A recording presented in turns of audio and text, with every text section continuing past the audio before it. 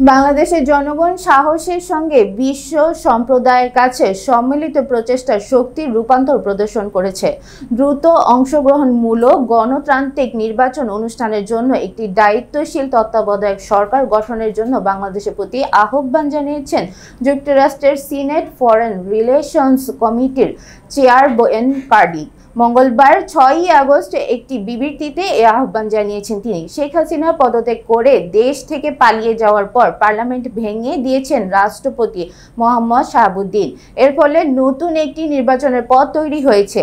এর প্রেক্ষিতে Ben Cardin বলেন, যেখানে বিশ্বে গণতন্ত্র এবং রাজনৈতিক মত প্রকাশ ক্রমবর্ধমানভাবে হুমকিতে, সেখানে বাংলাদেশের জনগণ সাহসের সঙ্গে বিশ্ব সম্প্রদায়ের কাছে সম্মিলিত প্রচেষ্টায় শক্তি রূপান্তর প্রদর্শন করেছেন।